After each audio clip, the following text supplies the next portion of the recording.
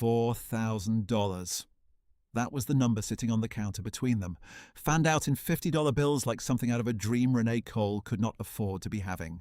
She had counted it 3 times. Her hands were steadier than her breathing. The cash drawer was still open, the store was empty except for the 2 of them, and the woman on the other side of the counter had not moved. Renee slid the stack across the glass. All of it. She had no idea who the woman was. She had no idea that what she did in that moment would change every single thing that came after.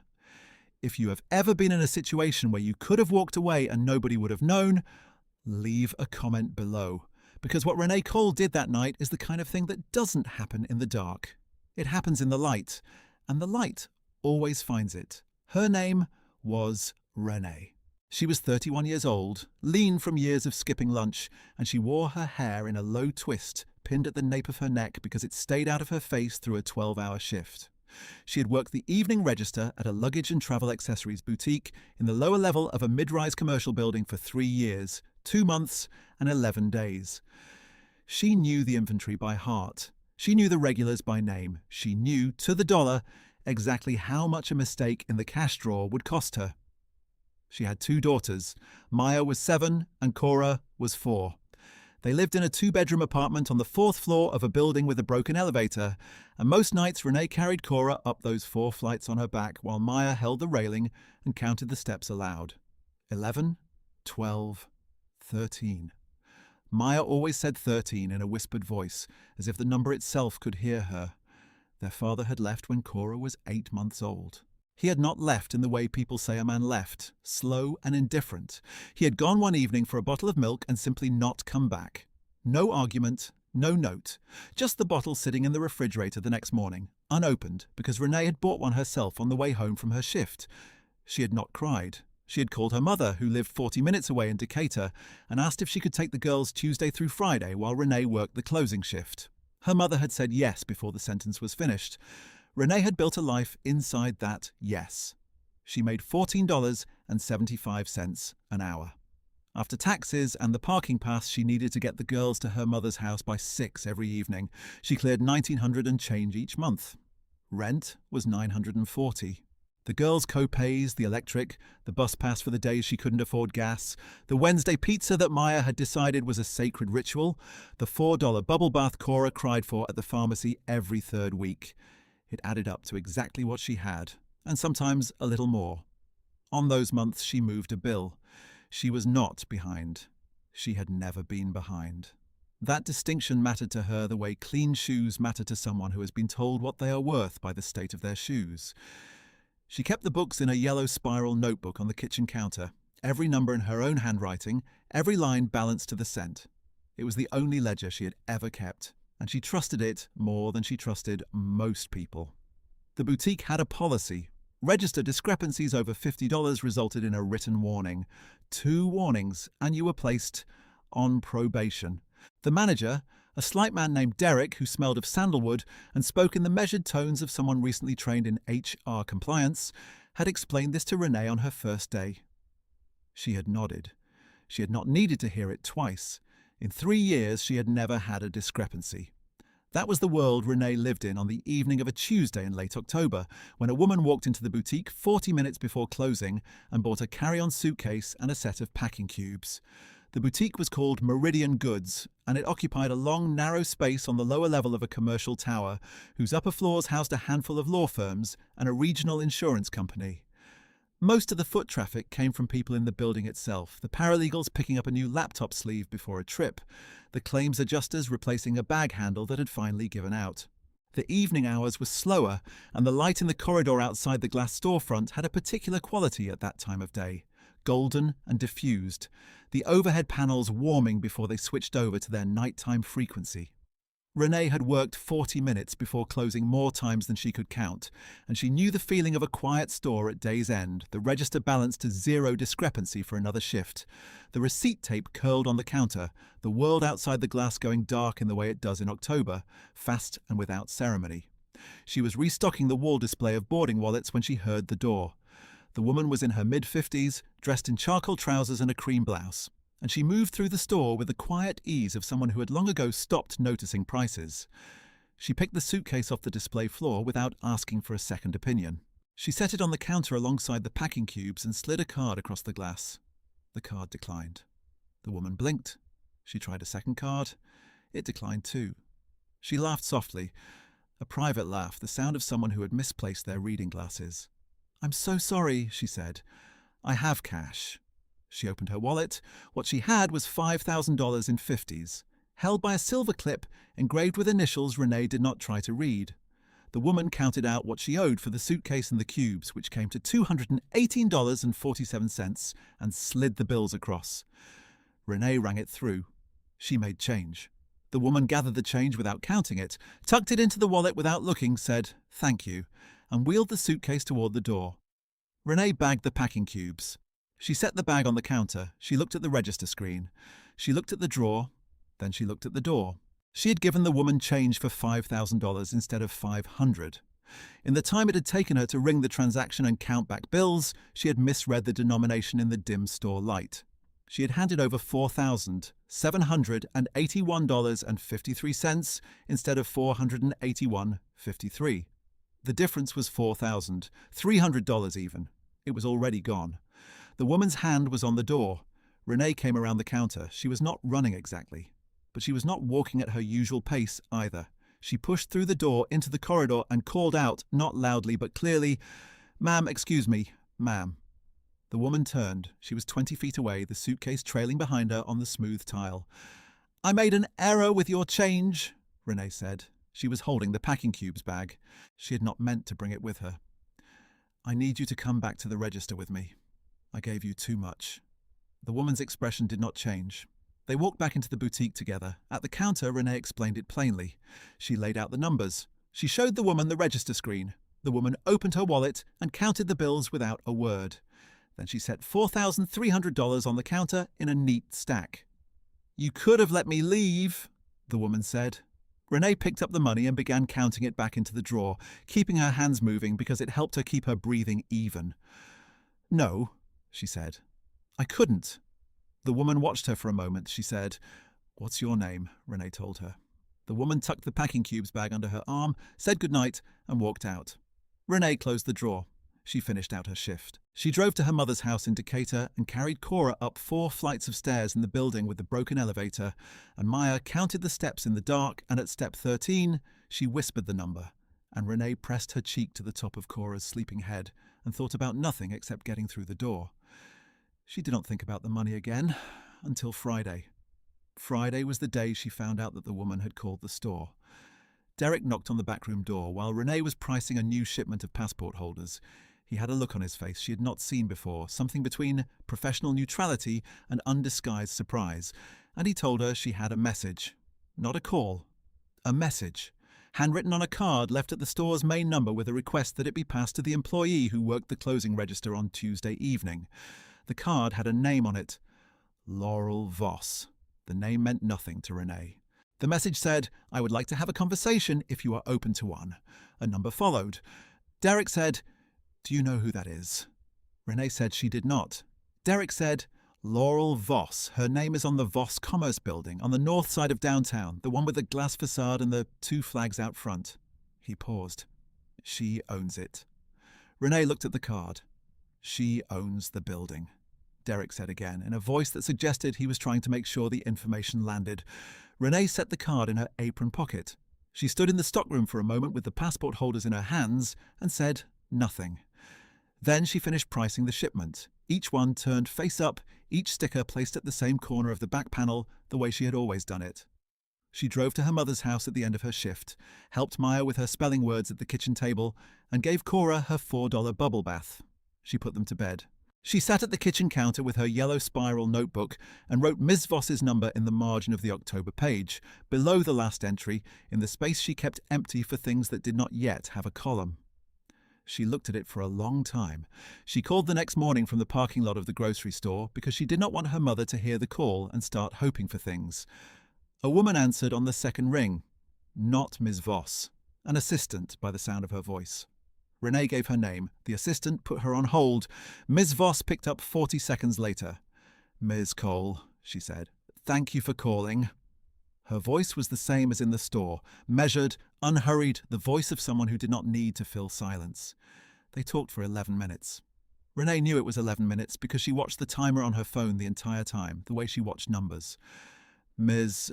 Voss explained that she had been in a hurry Tuesday evening, that she had flown in from a board meeting and needed the suitcase for a trip the next morning, that she had not counted her change until she was in the car, and that when she had counted it, she had sat in the parking structure for several minutes, not entirely sure she had counted it right. She had counted it twice more. She had, she said, never had that happen before, not the error, the return. She asked Renee how long she had worked at the boutique. Renee told her. She asked whether Renee had any background in retail management or operations. Renee said she had managed the Tuesday and Wednesday closing procedures for 18 months, including end-of-day reconciliation and inventory intake on new stock shipments. She said this the way she said most things, plainly, without apology or amplification. There was a brief silence on the line. Ms. Voss said, "I'd like to meet with you. Would you be open to coming to my office?" Renee looked through the windshield at the grocery store entrance. A woman was pushing a cart with a wobbly front wheel. A man was loading bags into a van. She said yes. What she had not told Ms. Voss, and what Ms. Voss did not yet know, was that 3 weeks before that Tuesday night in the boutique, Renee had received a letter from her landlord. The building had been sold. The new owner intended to convert all residential units to short-term furnished rentals. Current tenants had 60 days to vacate. She had not told her mother yet. She had not told Maya, who was 7, and understood more than a 7-year-old should. She had not told Cora, who was 4, and understood nothing except that her bubble bath had to be kept to once a week now instead of twice. She had 60 days, which had already become 52, and she had 1 month's deposit saved and 1 month's rent available. And the apartments she had looked at on her phone during her lunch break at the boutique were, without exception, $200 to $300 more per month than she was paying. She had gone through the yellow spiral notebook twice. She had moved numbers around. She had considered applying for a second job on weekend mornings when her mother could take the girls. She had sat at the kitchen table 2 nights running with the notebook open and a calculator on her phone and worked the same math from different angles. The way you try a door from every side before you accept it is locked. She had looked at the bus routes from potential apartments, calculating extra commute time against the cost of gas, converting minutes into dollars the way she converted everything. She had crossed out 2 numbers and rewritten them smaller. She had closed the notebook and made herself tea and stood at the window looking at the building across the street, which was lit up in yellow squares of other people's lives. And she had told herself she was not behind. She was not behind yet. The gap was closing. She drove to the Voss Commerce Building on a Thursday afternoon, wearing the one blazer she owned, black, pressed that morning with the iron set on cotton because she did not know the fabric content and could not afford to guess wrong.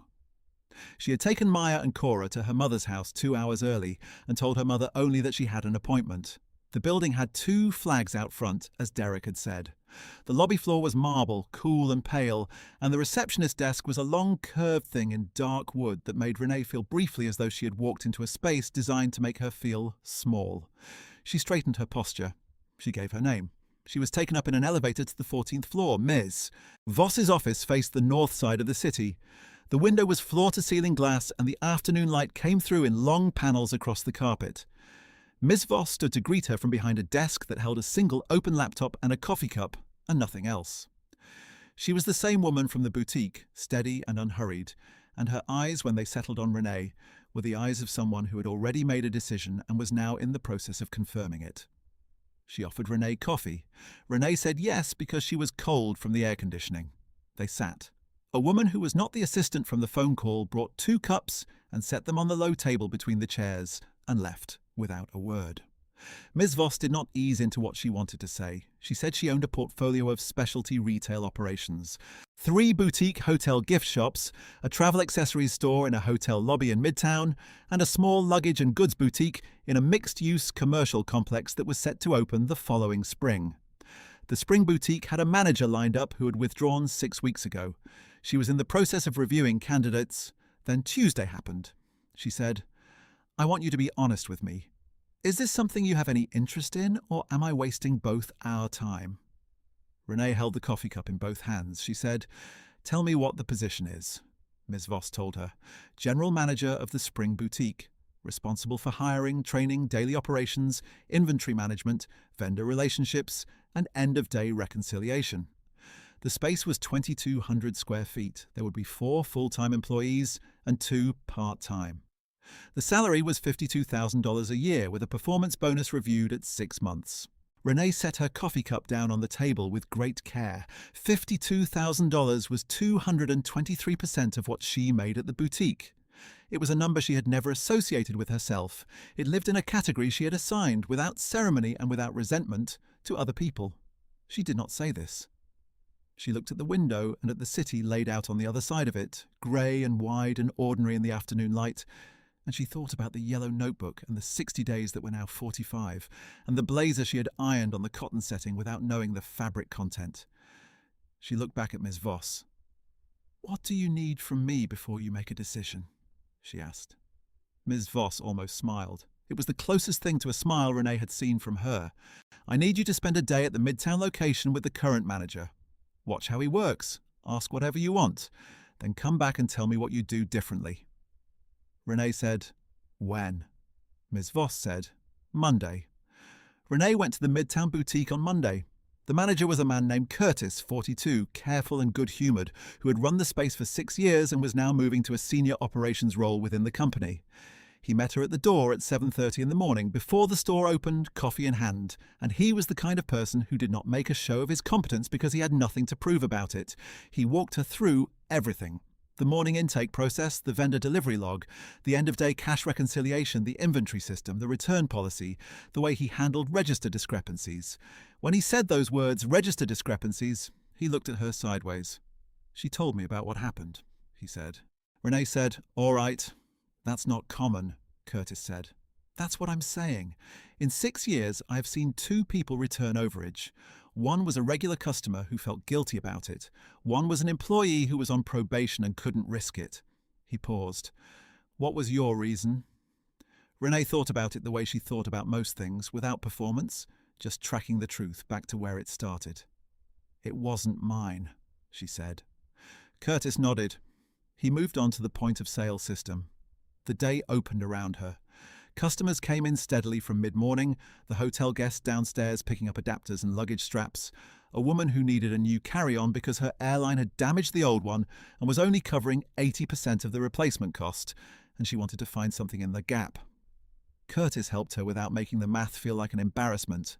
He found a bag in the $90 range that solved the problem, and when the woman left, she thanked him twice. She spent 7 hours in that store. She took notes on her phone. She asked 41 questions because she counted them the way she counted everything. She watched how Curtis spoke to a customer who wanted to return a damaged bag, patient and specific, offering the replacement before the customer thought to ask for it.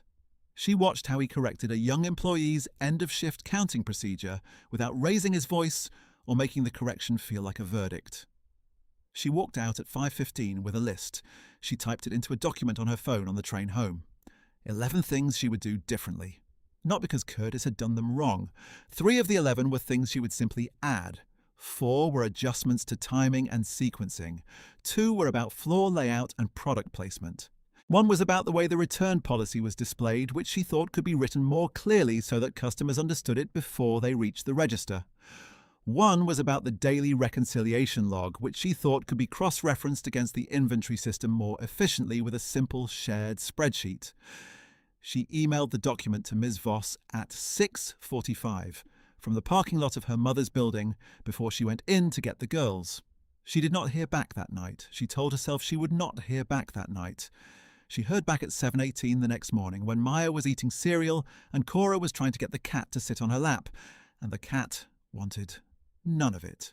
The email said, "Can you come in Thursday?" She came in Thursday. Miss Voss's assistant led her to the same office, the same chairs, the same view of the city. Ms. Voss was already standing when she arrived, which Renee noted the way she noted everything, filing it without deciding what it meant. Ms. Voss said, "I read your list twice." Renee sat. "Number 7 surprised me, the reconciliation cross-reference." "It's not complicated," Renee said. "It would save about 20 minutes per close, maybe more depending on the volume." Curtis didn't see it.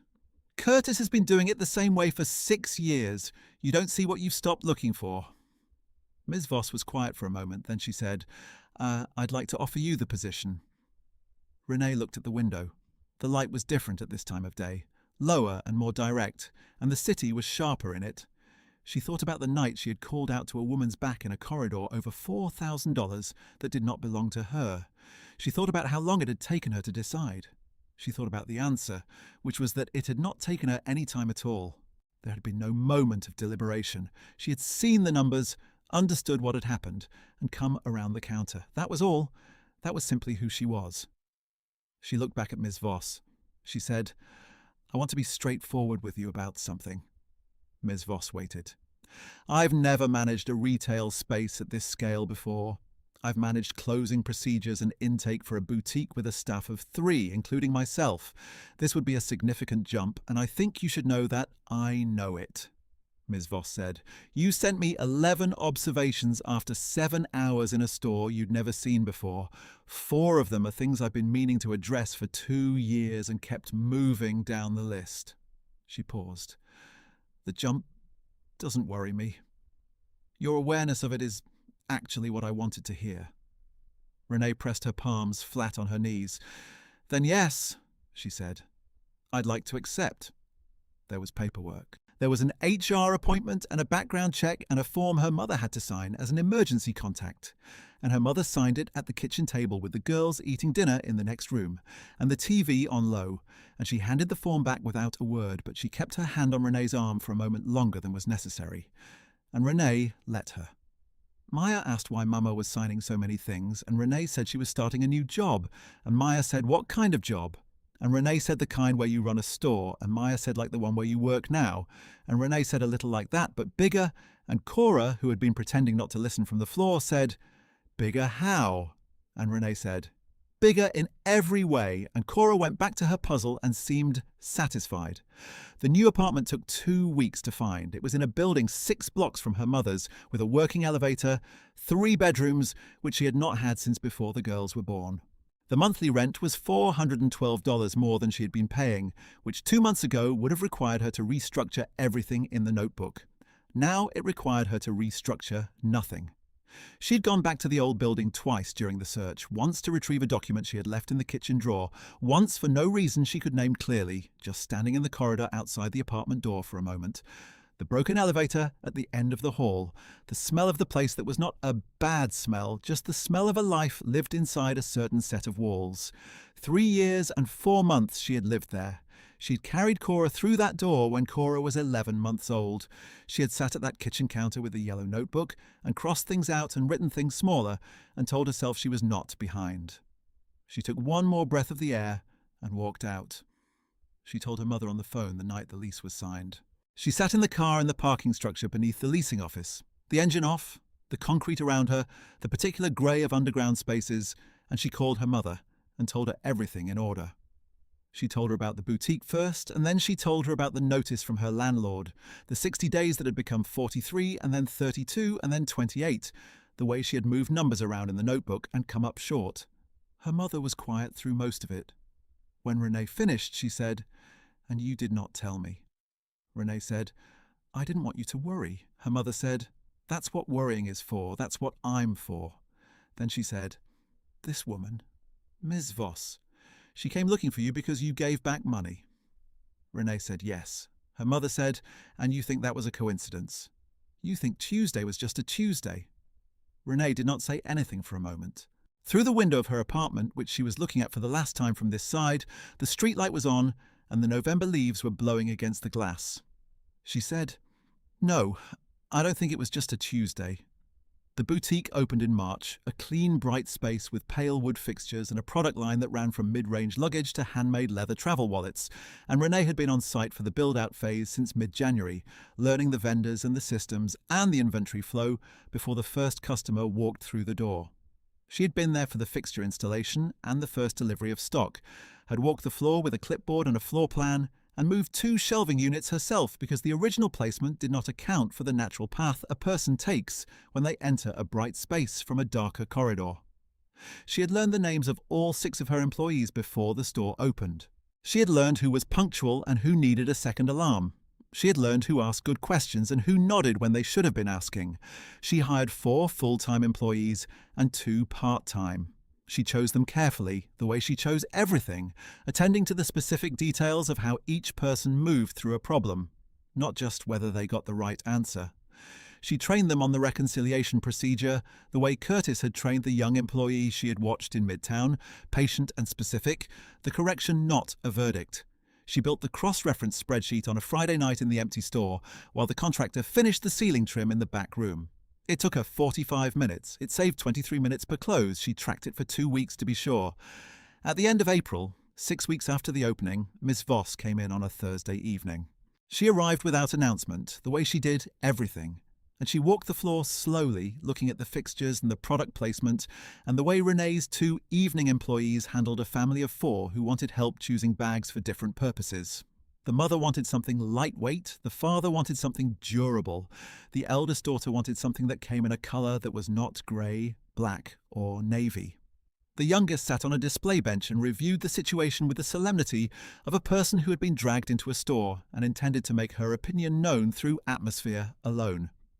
Renee's employee, a woman named Tony, handled all 3 of them at once without losing the thread of any one conversation. And she did it with a lightness that made the youngest daughter eventually stop performing her grievance and look at a rack of luggage tags with genuine interest. The family left with 3 bags and a set of packing cubes, and the transaction ran clean and the change was counted back correctly to the cent. Ms. Voss watched Tony ring the close of the transaction, and then she turned to find Renee, who was standing near the back with a clipboard and already looking at her. "The cross-reference," Ms. Voss said. "Is it working?" 23 minutes on average, Renee said. "Per close. I have the logs." Ms. Voss said, "I want to roll it out to the other locations." Renee said, "I'll put together documentation. How detailed do you want it?" Ms. Voss said, "Detailed enough that Curtis could implement it without calling you." Renee nodded. Ms. Voss said, "There's something else I want to talk to you about." They sat in the small back office, the contractor's tarp still folded in the corner, 2 chairs and a desk that Renee had sourced from a second-hand office supplier because the space was not worth furnishing expensively yet. Ms. Voss said she was looking at 2 additional boutique locations for the following year. One in a mid-size airport hotel in a city an hour away. One in a mixed-use development that was still in the planning phase. She said she had been thinking about how to structure the oversight of her growing retail operation. She said she wanted to offer Renee a different role, not just the boutique manager. She used the word partner. She explained what it meant in her specific use of it. Not equity, not immediately. What she meant was a senior operations role across all 5 locations, with a direct line to her, a seat at the table when new locations were being evaluated, and a compensation structure that would include a base salary, a bonus tied to system-wide performance, and a pathway to a stake in the retail portfolio at the 2-year mark if the performance warranted it. She said, "What you did in October was worth paying attention to. What you've done since then is worth building on. I want to know whether you want to build." Renee looked at the folded tarps in the corner. She looked at the logs on her clipboard. She thought about the yellow notebook on the kitchen counter, every number in her own handwriting, every line balanced to the cent. She thought about the cash drawer and the door and a woman's back already 20 feet away. She thought about how she had not deliberated, how there had been no weight placed on one side or the other, how she had simply come around the counter because the money was not hers, and that was the only fact that mattered. She looked at Ms. Voss. She said, "What's the timeline for the first new location?" Ms. Voss said, 18 months if the site approvals go through. Renee said, "I'd want to be involved from the site evaluation phase, not just handed a finished space." Ms. Voss said, "That's exactly what I want." Renee said, "Then yes."